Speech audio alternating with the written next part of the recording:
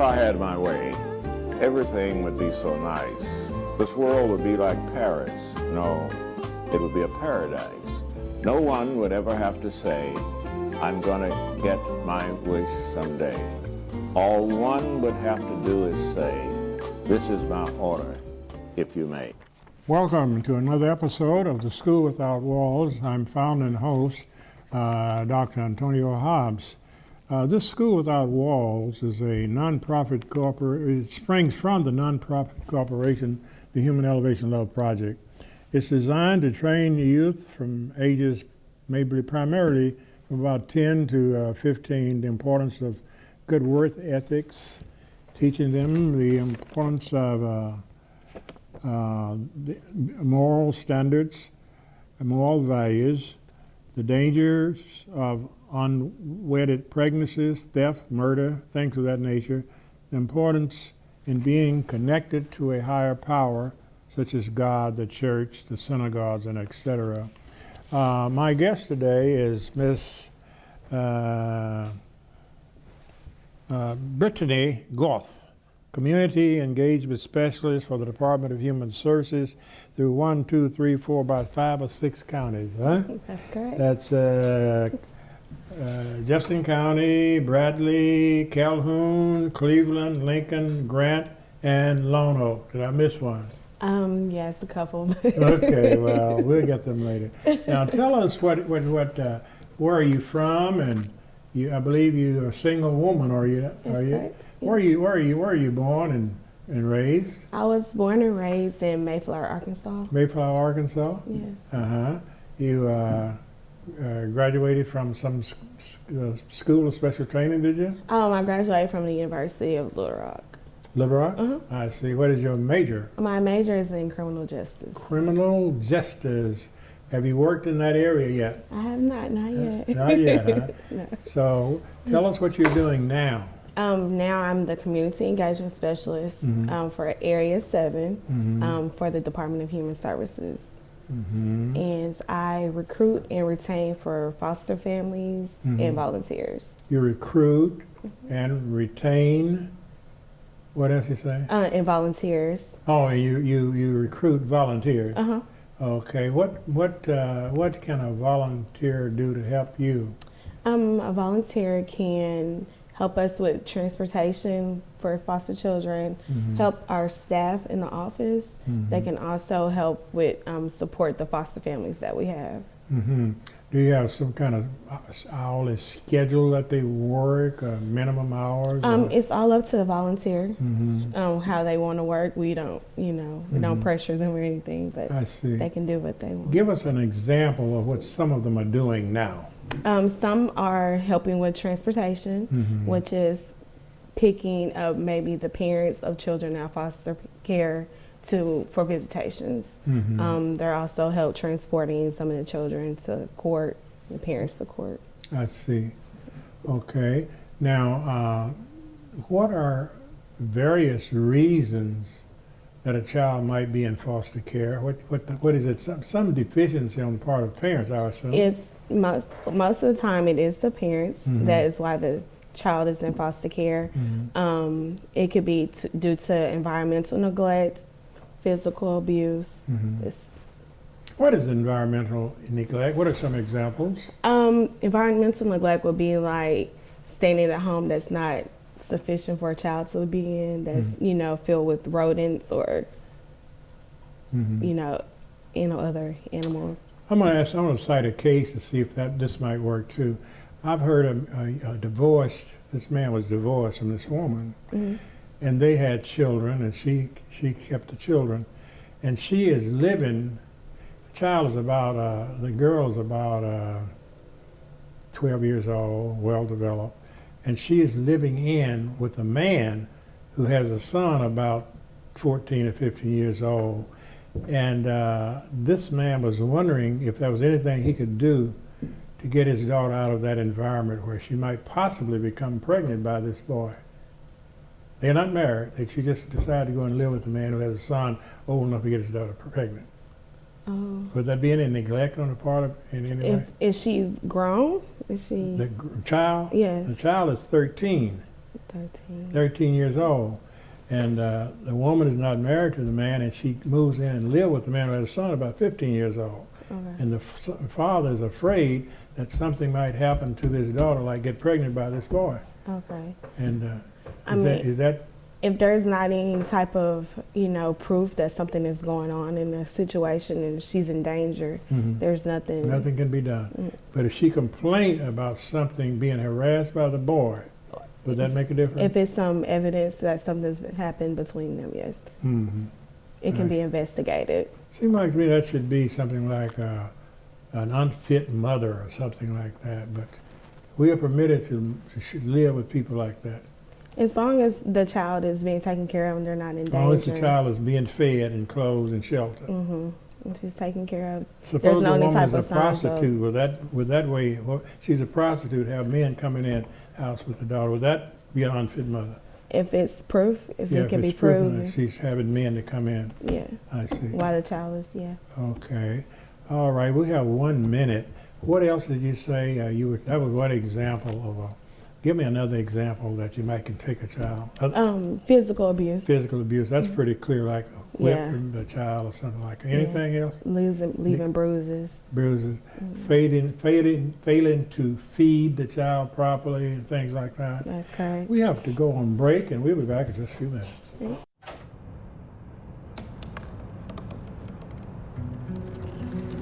They said I couldn't dream.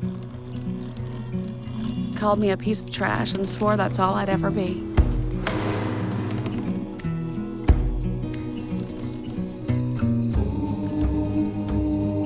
Said a bottle couldn't see the ocean.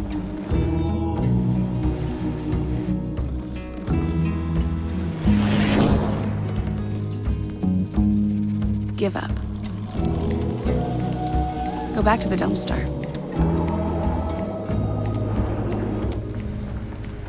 But I didn't listen. I made my way.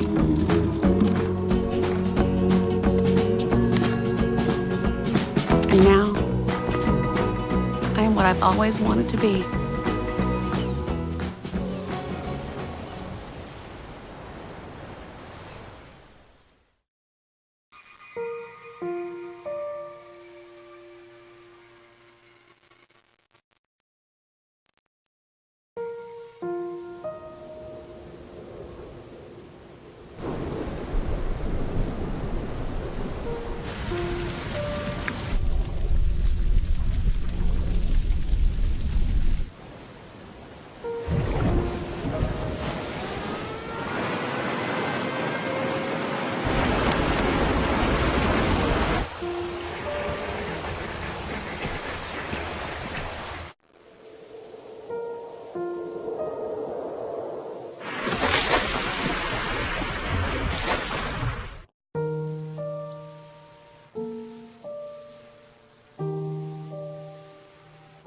Don't wait.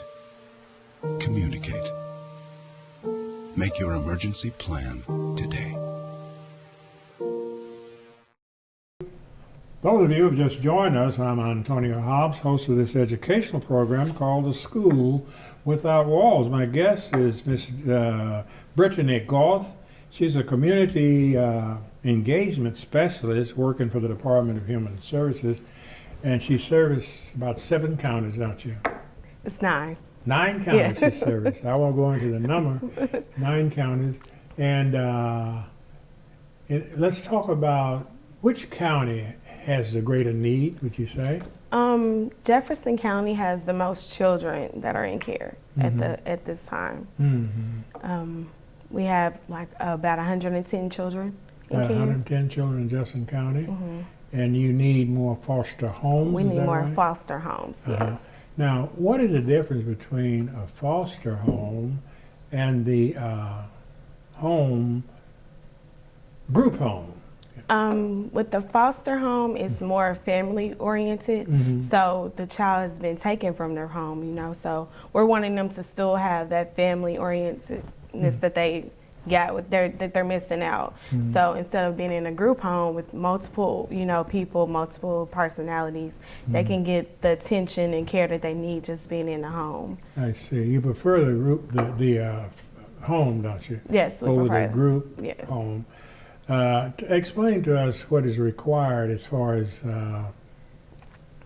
parenting in the group home. You have to have what? Adults? What type of adults do you need? Male, female? Or? In the group home? Yes, the group home. The group homes, they have, it doesn't matter if it's male or female. Mm-hmm. They meet different qualifications that I cover, Mm-hmm. than a foster home. I see. You just need a adult there to supervise and see their needs are met Yes, in the group home. yes. And in the foster home, does it matter whether it's a man and a wife or just one person, such as a mother? No, with the foster homes, we do not have any specifics. We do ask for you to be 21 years of or older, to be financially stable, and also you'll have to clear any type of backgrounds that we have for you. You have to clear a background check. In other words, you can't be a ex-criminal or something like that. We'll do reviews. It depends on if it was, if it was 40 years ago, Mm-hmm. we would, we'll review you to see. I see. Now, what type of compensation can this person get for seeing after these children? It's really, we consider it to be such like a payment to take care of the child. So that's why we require for you to already be financially stable, because the amount that we do give you is not going to be enough to do anything with besides take care of the child that you have in your home. I see. So it's not a thing that a person can use thinking that he might earn money from. Right. It's an accommodation to the state. Right. It's more or less. Yeah. I It's not see. going to be. It's not a form of income. Well, that sounds that's very interesting, because I've known several people to show interest in that, thinking that it would generate them some revenue. No, But that's not the purpose. that's not the It's purpose. try to help a child. Yes. Let's cite another example. Here's a case where a lady abuses a child by whipping the child. And then the state takes she has one child she whipped, but the state takes all 3 children, and she didn't whip all of them. Have you ever known a case like that before? There are cases like that, but it's part of protocol. We have to investigate to see, what has happened in that home. So instead of some cases we only remove the one child that's been removed, but sometimes we do take all of them. I see. I know a particular case like that, and I was just wondering about that. I said, the girl was small, and this mother whipped the girl and whipped her legs, and she had a brother who was about 13 or 14 years old, and she didn't whip it. They took the brother too, took the little baby that was about 8 months old, took everybody. Yeah. Yeah, okay. We have about 2 or 3 more minutes here in this session. Tell us how would one get in touch with you if they wanted to assist you in any way? Okay. If you want to contact me, you can give me a call at 870-329-9549. Or if you're interested in becoming a foster parent, you can go onto our website at www.fosterarkansas.org. I see. Is there any other number they could call to help your situation? Do they have to call you direct? They can just call me directly, and then I will assist them in any other way. I see. Okay. We have 2 minutes. Anything else you want to say concerning your work? Please help us. We are in need. It is becoming epidemic that the amount of children that are coming to care every day. In this area, like I said, for Jefferson County, we have about 110 children, but we only have 14 homes. Now, what age range are most of the children? It's from 0 to 18. Is that right? Yes. Little babies? Yes, babies. Give an example of why would maybe a 3-month-old baby be taken from a parent? It will probably be environmental neglect or drug abuse. So. In other words, if the mother's a drug user and you know that, then they don't permit that baby to stay in that environment. Right, or it was born with drugs in its system. Okay, it can be born with drugs in the system. I was told that if a mother's taking drugs during the time she's carrying the child, the child is subject to being born with that problem, right? Yeah, that is true. That is true. Well, we're going to stop here for station identification. We'll be back in just a few minutes for the final section. In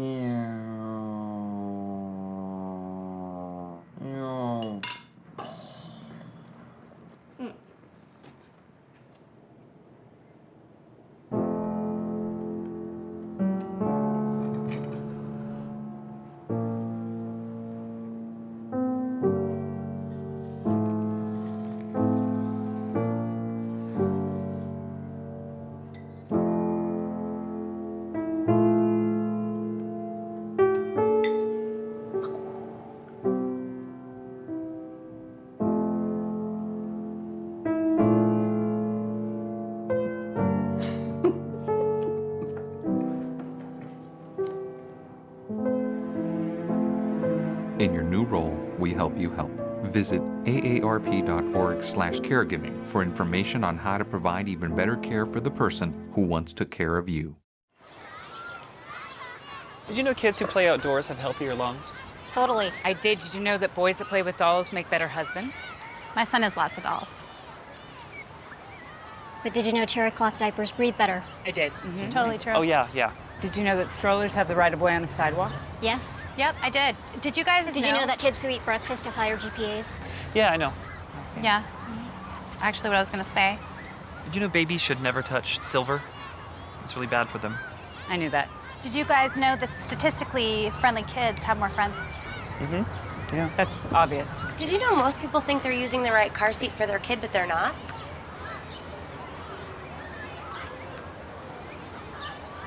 Parents who really know it all know for sure that their child is in the right seat at the right age and size. Visit safercar.gov/the-right-seat to make sure your child is protected.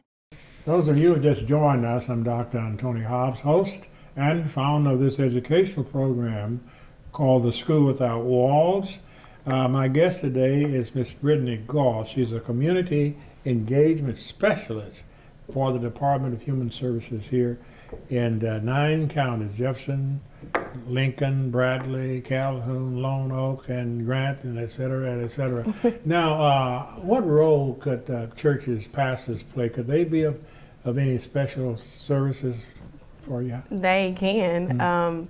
They can introduce, the epidemic to their congregation, help with, donations to, get the... Financial donations? We don't. You said donations. We take like clothes, like clothing, Okay. basic needs, like diapers, milk, food for the children. I know a lot of churches have what they call a clothes drive. closet. And how would they would call you and say, we have clothing that you might come out and look at to see whether these would be sufficient or something like that? Yes, that's correct. I see. Pastors, I hope you're listening. If you're not listening, pastors, if you're not listening, I hope some member of the congregation will pass this on to your leader, and hopefully we can get some of these clothes out of these closets into the homes where they're needed. I'm a member of St. John African Methodist Episcopal Church here in Pine Bluff. You ever heard of the AME Church? I have. Yeah, and of course last year, our pastor led us in giving jackets to men. Of course, this was to men. But just like we did that for men, we could probably do it for children who probably didn't know about it. Yes. So this is a good opportunity for us to become acquainted with what Brittany is doing. Now, Brittany, are there other specialists, or are you the only one? There is other specialists. We all cover, it's about 10 of us, and we all cover a certain area within the state. Now you are the only one over these 9 counties. That's correct. That keeps you pretty busy, doesn't it? Keeps me very busy. My God. Just tell me, how often, just kind of give me your daily activities. You get up this morning and you do what? When I get to work, I contact as many. You go into the office first? I go into the office and I contact as many organizations within the communities as possible. By phone.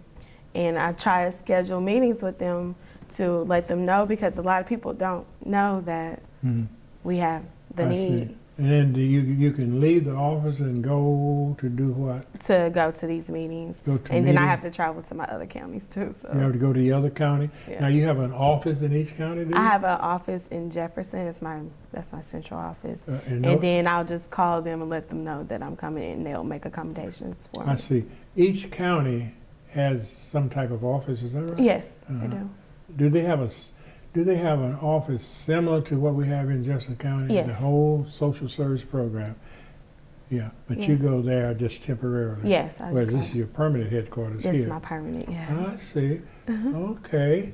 All right, we should have about 3 more minutes here. And again, let's go, this is Brittany Garth, Community Engagement Specialist for the Department of Human Services.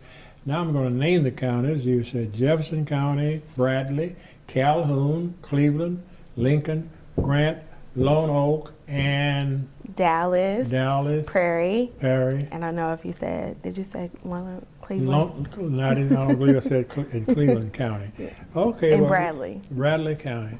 Well, I'll tell you, you keep pretty busy. And do you visit each of the counties every week? You go to different counties? I visit each of the counties. I don't do them every week. Our main focus has been Jefferson County lately because it's so many children that we have in care. So right now that has been our main focus. I see. Okie dokie. We have 2 minutes. Again, tell them how they can get in touch with you. You can call me at 870-329-9549. And you can also sign up to become a foster parent, or if you're interested, at fosterarkansas.org. And don't forget, pastors, they would like your assistance and when it comes to clothing and I believe you said food. Yes. Food. School supplies. School supplies and all those things. It'd be so nice if we could organize, pastors, and just do this on a collective basis, rather than this church giving a little something. It would be so nice if we could do that. Let's hope that somebody would give that leadership. All right, I think we're going to close out here. Okay. I'm Dr. Anthony O. Hobbs, host and founder of this program called the School Without Walls, and it is a part of the Human Elevation Love Project designed to teach young people the importance of trade schools. If you're not able to go to college, college is not for everybody, but we want everybody to be successful and teach them that the surest and safest way out of poverty is education. This is all for today. Glad to see you. Thank you. God bless. Okay.